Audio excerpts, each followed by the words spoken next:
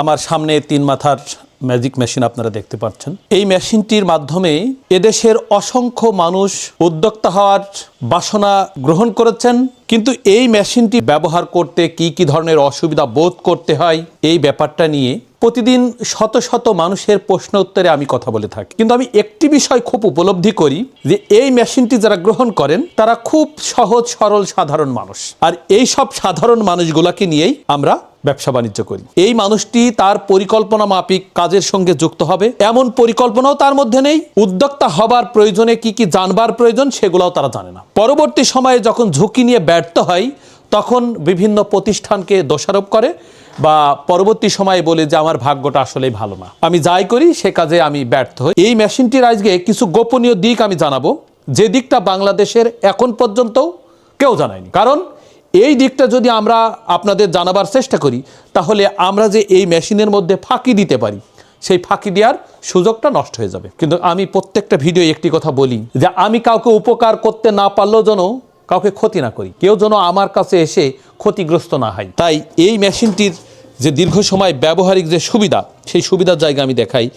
এই যে সেল, এই সেলটা কিন্তু আপনার ঘুরতে সাহায্য করবে, এর মাধ্যমে ধান ভানাটা হবে। এই ঢালাইয়ের যে ফিটনেস, এই ফিটনেসটা কতটুকু এটা কিন্তু আমাদের দেশে এখন পর্যন্ত কেউ জানায়নি। সব মিলে আমার এই মেশিনের বর্তমান যে ওজন 165 কেজি, যা বাংলাদেশে এখন পর্যন্ত কেউ কিন্তু এমন মেশিন আমদানি করেননি। আমি এখানে যদি ইচ্ছা করতাম 40 কেজি কমায় নিয়ে আসতে পারতাম, তাহলে আমাকে পার কেজিতে $3 হিসাবে কিন্তু ভ্যাট দেওয়া লাগছে। তাহলে আমাকে কত টাকা কম রাখা সম্ভব হতো আপনারা হিসাব মিলাই দেখবেন। এটাই কিন্তু সব থেকে বেশি ব্যবহার হবে।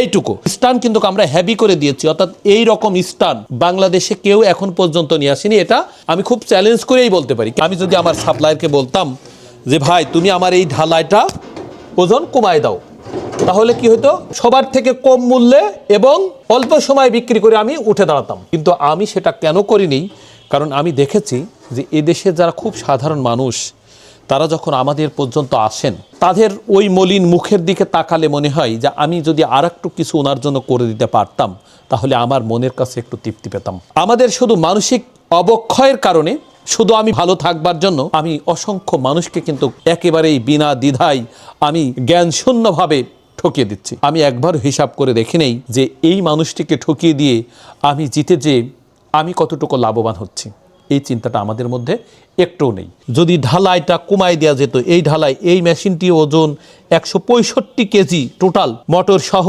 এখন যদি আমি এর ওজন 40 কেজি কমায় নিয়ে আসতাম তাহলে যে আমি অনেক কম মূল্যে বিক্রি করে দিতে পারতাম, কিন্তু আপনি ক্রয় করে খুশি হতেন, কিন্তু ব্যবহারিক সুবিধাটা কখনো কোনোদিনই পেতেন না। আমার এই মেশিনের সঙ্গে 5.5 ঘোড়া মোটর কিন্তু আমি যুক্ত করেছি। মোটরের ওজন কতটুকু অনেকেই প্রশ্ন রাখবেন, কিন্তু কেউ কখনো কোনোদিন জিজ্ঞেস করেননি যে ভাই এই মোটরের কয়েল কয় কেজি আছে, এই মোটরের অরিজিনালি তামার কয়েল কিনা। আমি কিন্তু এই সম্পর্কে আমি বহু ভিডিওতে একটি কথা বলেছি যে আমার মেশিনের যদি কেউ কয়েল তামা বাদে প্রমাণ করতে পারে তাহলে এই মেশিনটি ফ্রি পাবে। আমার কাছ থেকে যারা মেশিন গ্রহণ করেছেন এখন পর্যন্ত বাংলাদেশের কেউ বলবার সক্ষমতা দেখায়নি যে মেশিনটি আমি যা বলেছিলাম সেটা সম্ভব হয়নি। আমি যতটুকু বলেছি আমার বলা কথা কখনো কোনোদিন এক তিল পরিমাণও কেউ প্রমাণ করতে পারিনি। আমি 100 বলেছি, 1 কম হয়েছে, কারণ আমি এভাবে বলবার চেষ্টা করি না।